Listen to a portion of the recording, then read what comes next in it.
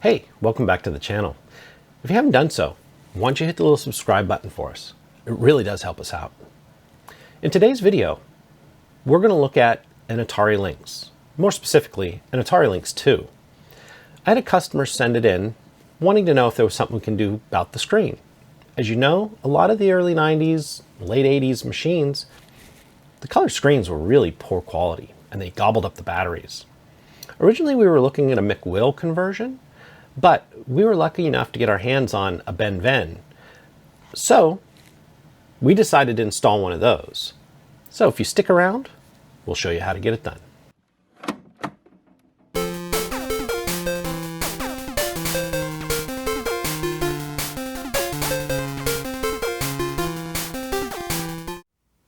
Hey, welcome back to the channel.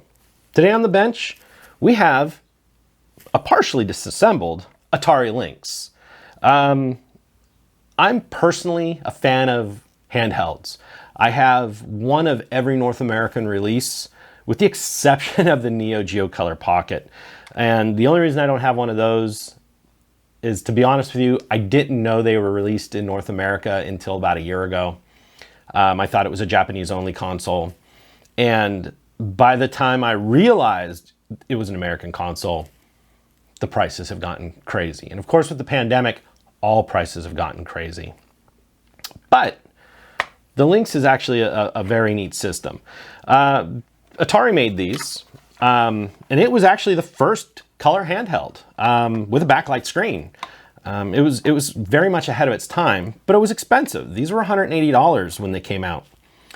And of course, it ate through batteries just like the Game Gear. It used 6 AA's, and to be honest with you, if you got 3, maybe 4 hours, I would be amazed, even with the backlight down. But on this one, you can actually turn it off, and there is a bit of a reflective back. But you can turn the brightness down to help. This happens to be a Lynx 2, which came out in 91, I believe. The original one, the Lynx 1, which was a little bit longer, came out in 89.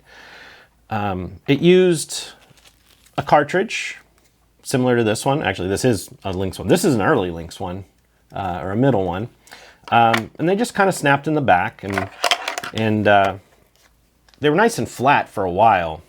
The original ones were dead flat, like a Hue card, like Turbo Express or Turbo Graphics. But then they added these little bumps on the back to help grab it, to pull it out.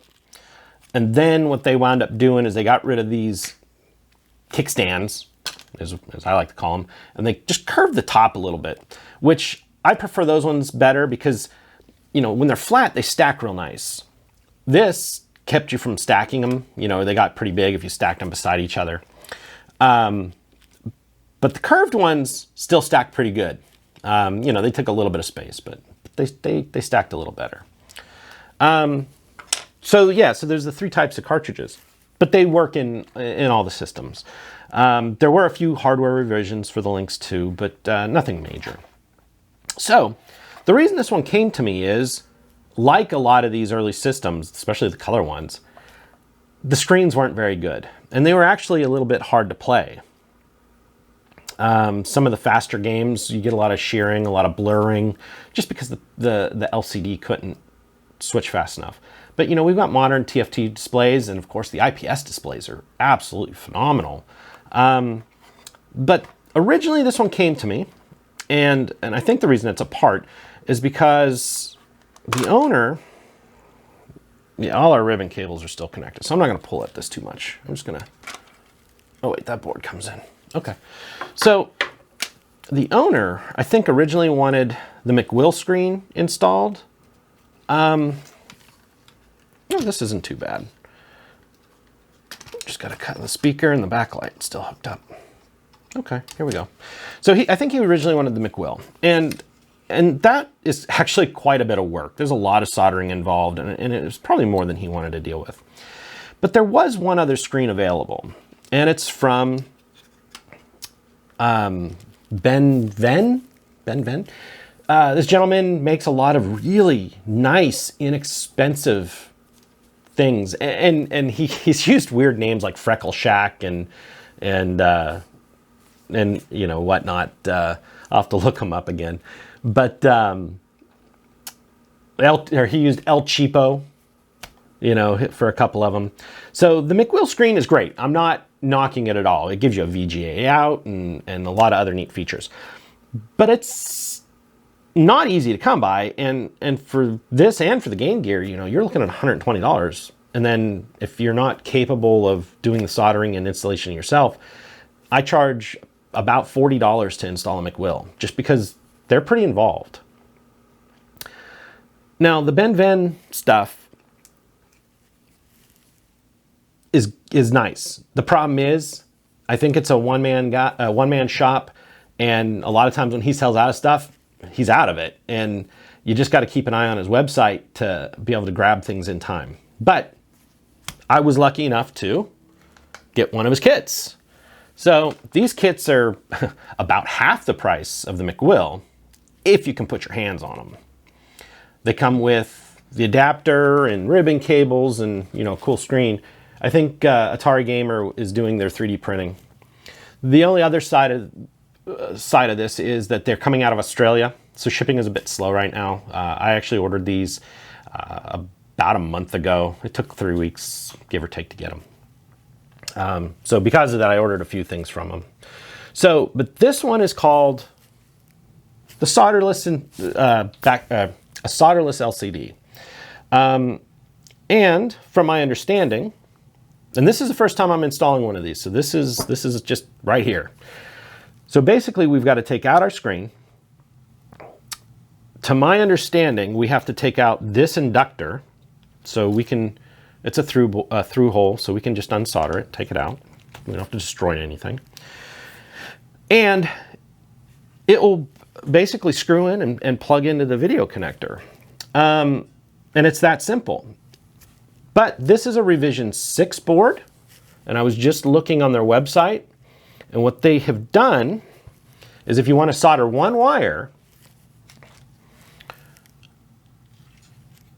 we can get the actual backlight wheel, whichever it's one of these two. One's volume, one's backlight. Probably this one's backlight. It's by the power. If you want to solder one wire, you can actually use the backlight. So, I guess with that said, let's just get started. I'm going to put some of these parts aside. I guess we should talk about how to get these apart originally. These aren't too hard to get apart. There's these rubber feet. You just peel them off. And there's 4 screws, and the back will come off. And then there's the battery box that sits, and that's one thing. I'm going to have to kind of figure out how this all went back together. The battery box, there's 1 screw in the battery box, it looks like. And I think it went up. No, it went this way. Okay, so here we go. So the battery box sat down in there, sort of like that.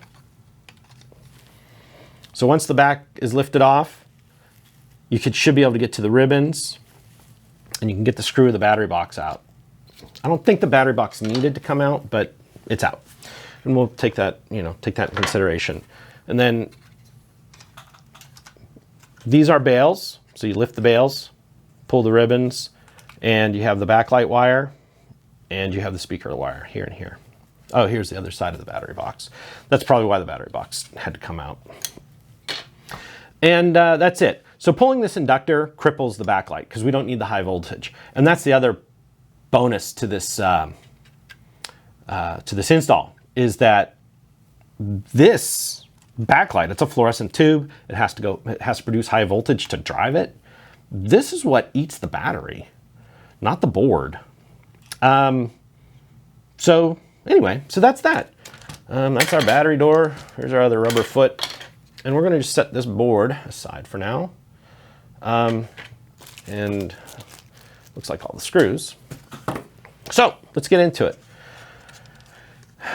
Okay, so this ribbon cable here is our screen, and this ribbon cable is our controls. Okay, that's all the buttons. It's all behind this. So let's get this screen out. That's a Torx driver. There's a Phillips.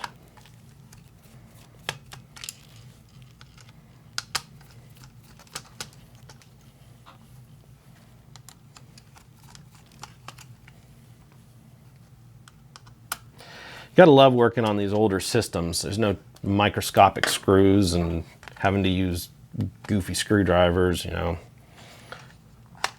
They trusted us back then. Matter of fact, a lot of these old systems, and there it is, it's out. Anyway, a lot of these old systems, you know, you could call the company and say, hey, I'd like the schematic for this. And they'd say, absolutely. And they'd just send it to you. I guess we should get a paper towel and a little Windex and just make sure everything's clean. There's some Windex.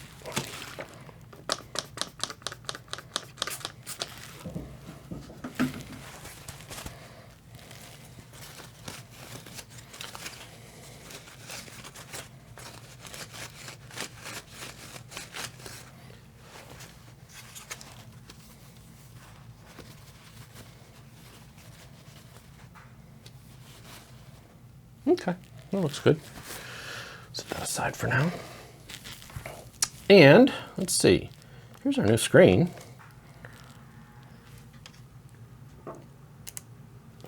With the board on it. And here is our 3D printed parts. How's this gonna fit?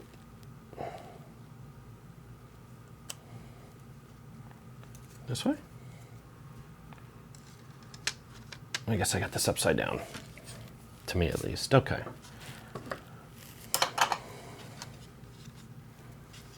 Got a little flashing in the holes, but okay, that's how it's gonna fit. Just clean this out real quick.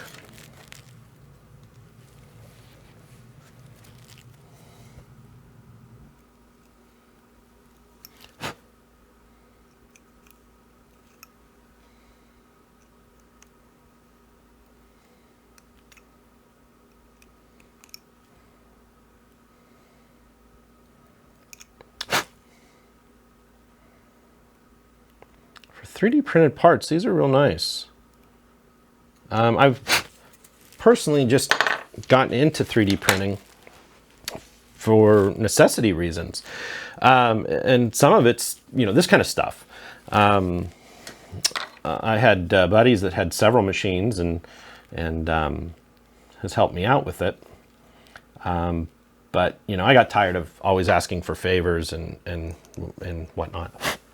So, matter of fact, that'll be another video. We'll look at 3D printing and gaming and, you know, how nice it is to have stuff for these guys. Okay, was there a gasket or anything that we needed to have kept? Where's that screen? There's the screen. There is a gasket. Does it peel up? Oh, it does peel up. You know what? Let's set that back down in and see how it fits.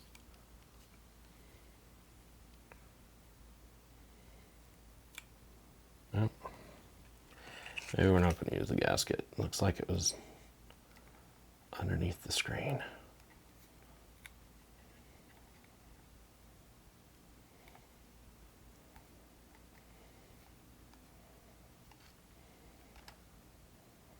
I'll be right back. All right, I'm back. Sorry about that. I just wanted to verify because there was no reason to rip up that foam surround if I didn't need it. And from what I can tell, we don't. So, the screen's just gonna more or less sit in there like that. And this is gonna come in. Where's the edges? Here and here.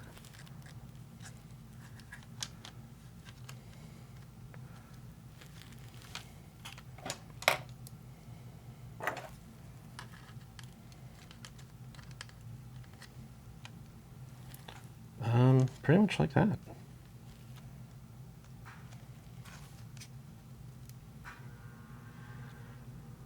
Okay.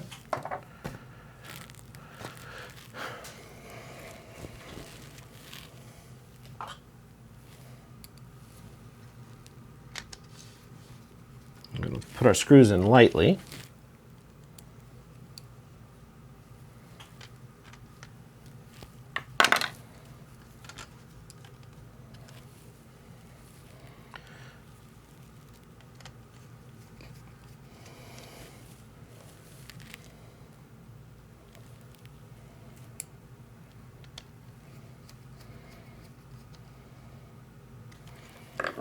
make sure everything's lined up. And it looks pretty good. I'm not seeing any chunks of metal sticking out or anything. I just want to 100% make sure that screen is where it should be.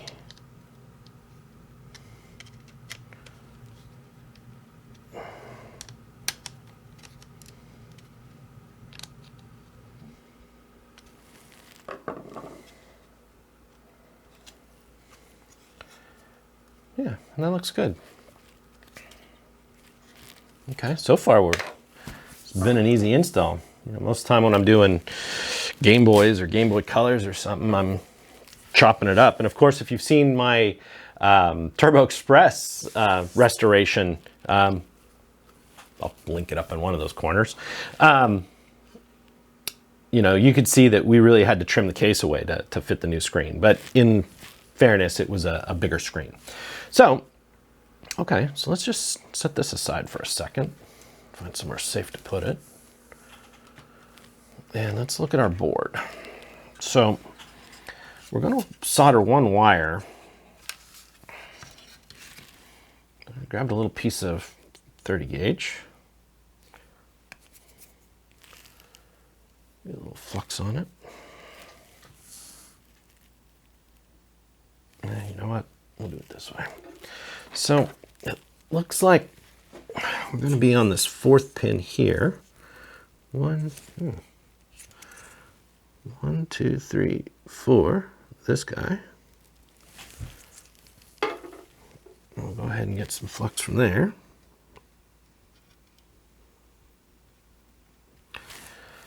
And a little solder on that wire. Where are we at? That's good. Where's the solder? There's the solder.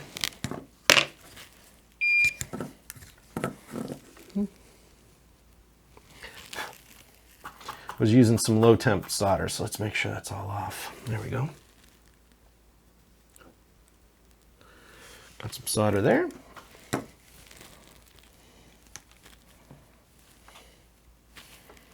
We'll trim it a little shorter.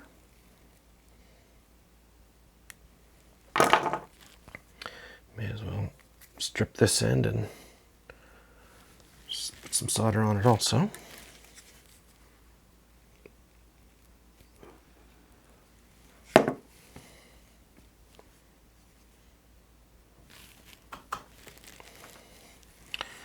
And let's see.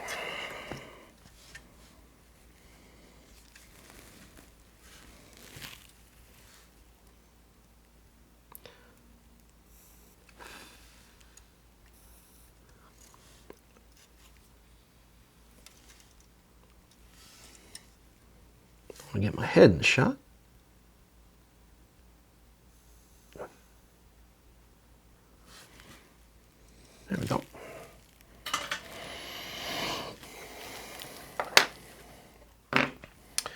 And let's see. Okay, so here's our board. And here's our ribbon cable. This is our new one that they supply with the kit. Make sure our bail's up. It's going to fit in this one.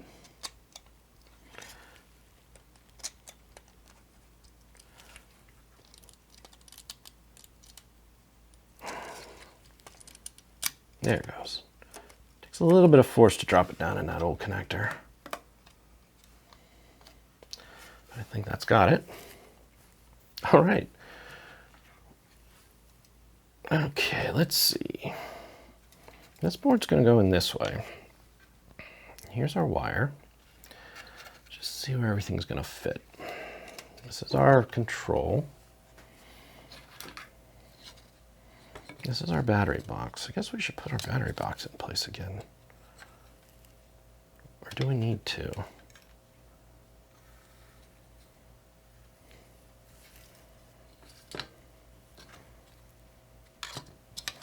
Yeah, we probably should. Let's just see how this fits.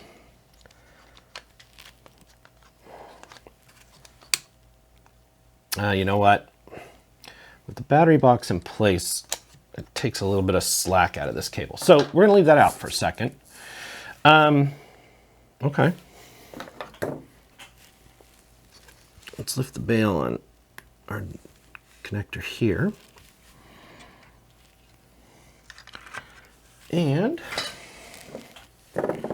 we have, you can see here, a few spots. The only thing we're going to solder to right now is this one marked backlight. And we're going to put our backlight wire there. Like that. Okay, so that takes care of the soldering. So I would say right now, even the most novice soldering person can handle this, assuming your iron isn't beat up or you're trying to use a big fat tip. If you're using a normal electronics tip, everything should be fine. So the bail up on this one. Let's go ahead and get our controller ribbon in. And snap it down. And let's make sure. Oh, you know what? We forgot to do something. I'm gonna take that back off for a second. We got plenty of slack in that water. We forgot to take off this inductor. Okay, so let's go ahead and do that. Let's see where we're at.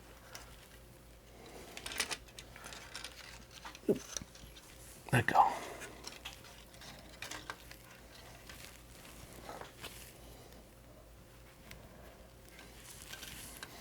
Okay, it's these two pins here. Oh, you gotta wait for it to come up to temp. There we go. There's one leg. There's two legs. So with through-hole parts like this, it looks like there might have been some glue on it, but with little through-hole parts like this, you can just put a little pressure on them and pop them off. Okay, now with our inductor off, we can, let's see, let's hook up our speaker again. Is that the right way? Yes, it's the right way. Little notch is going to go to the top, as you can see here. And let's look at our battery box. We don't have a lot of slack here, but I don't want to get ourselves trapped. So let's go ahead and hook the battery box. And yeah, I think that's going to work. So now we should be able to get our, it's a little bit fiddly, but not impossible here.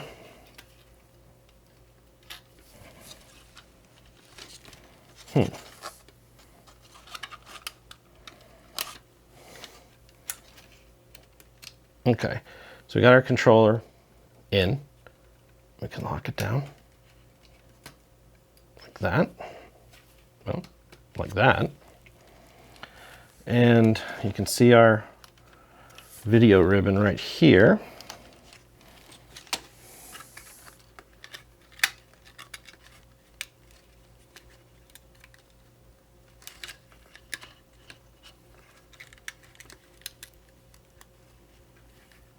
You guys see that?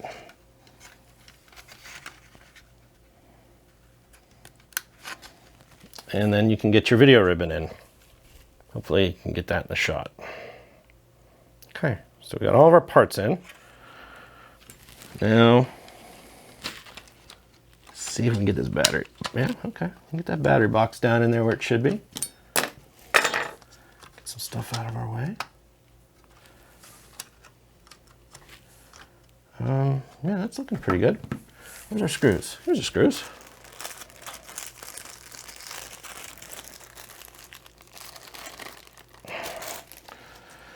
Okay, we got 4 silver and 1 black. I'm gonna assume this black one goes in the battery box.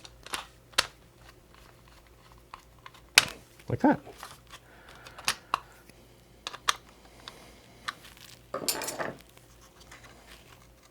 And it looks like there's a couple little guide pins here to hold our circuit board in place.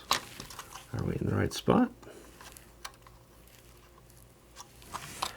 Yes, but something is holding us up just a little bit. What are we looking at here? It really shouldn't be. Oh, just a little plastic tab on the back of the battery box, that's all. Just had to pull it away, dropped right down.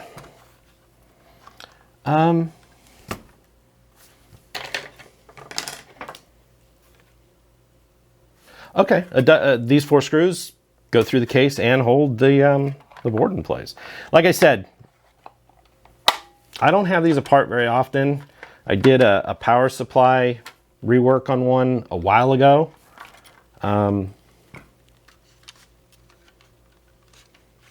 So you have to forgive me. It's not like a PlayStation 4 that, you know, I rip them apart twice a day.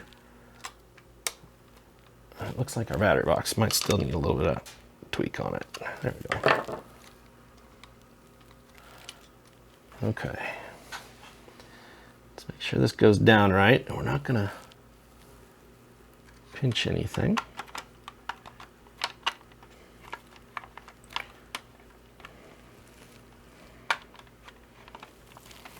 Why are we not going together?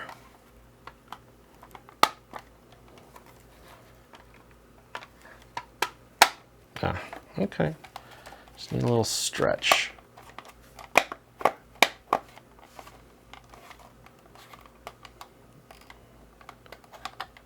Feels like something in the battery box is hanging us up. All right, you never want to force anything, especially these older systems.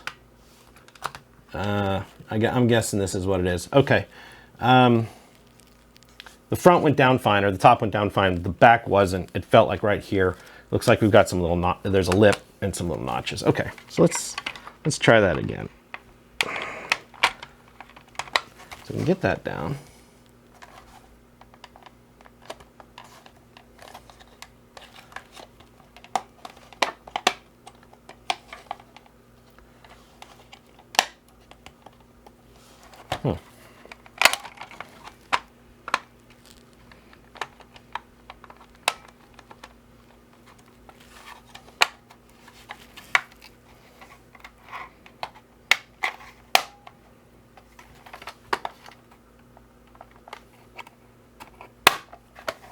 There, we got it. All right, so you got to make sure that the battery box protrusions are in the right place. And then the front, let's use a real one. And the front has to be pulled just a little bit over the board. So we're good. But, you know, that's the kind of stuff I'd like to make sure we get on camera, just so anybody at home doing this mod, and honestly, you know, as far as a scale of 1 to 10 on how hard it is, I'm going to put this one as a 3. Assuming you don't have big fingers or shaky hands. I mean, that was pretty painless. We're back together. Since I don't know how good any of this is, let's just go ahead and put a little alcohol in this cartridge. Clean her up, run her in and out a few times. Make sure the contacts inside the Atari is clean. Okay. And we're down. Let's put in some batteries. Which way are these going to go? Because half of them are hiding. They're going this way. Okay, so this one goes this way. That one's going to go that way.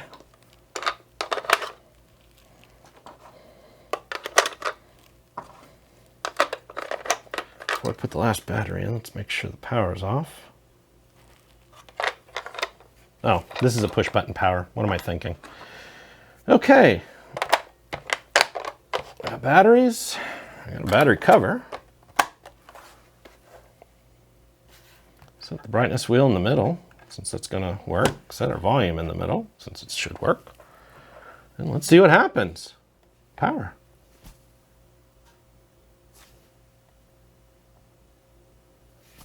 Oh, look at that.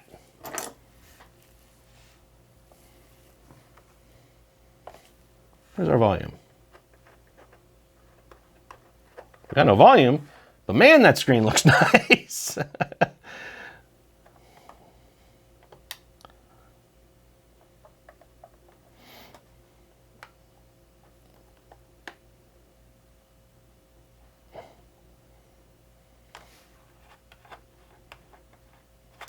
So both, that's what it is. You can use the backlight button for the brightness, or you can use the wheel for the brightness.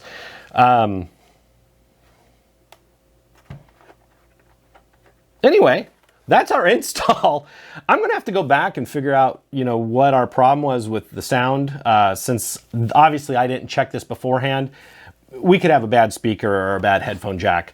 I'm gonna have to get a hold of the owner to see if there was a problem prior. But man, that screen is nice. So there it is. Thanks for joining me. That is the BennVenn solderless screen install. If you can get your hands on one and you're an Atari Lynx fan, let's turn that back on. I would definitely recommend this one. That's just a great screen to look at, compared to the old one. Matter of fact, on that note, give me a minute. We'll compare them. All right, so here we go. Here's my personal Atari Lynx. Like I said, I'm a fan. This one's mine. This is the one we just put the screen in. And I just wanted to show you the different types of cartridges. This is the newest style. This is basically just for the history of an Atari Lynx. This is the newest style, the latest one. And this lip was to help pull it out. This is an original. And the only thing on it were these little bumps to help grip. And as you can see, when it's in, there's really not a whole lot to grab, but I mean, it worked fine. And of course, then this is the kickstand style that has some little grips. And all of them are fine. Obviously, they went to this one for production reasons. It was easier for them to just mold a corner than to mold the others. But let's go ahead and put in California games into both and fire them up. You can see the lines, and that's bright. And yeah, so there we go. You can see a huge difference. I would much rather play on this one. So I'm gonna get a hold of the owner and see if there was a sound issue already. But I'll pick through the board and find out. But anyway, thanks for being here with me. Don't forget to like and subscribe. Give us a thumbs up. And I hope to see you in our next video. Thanks.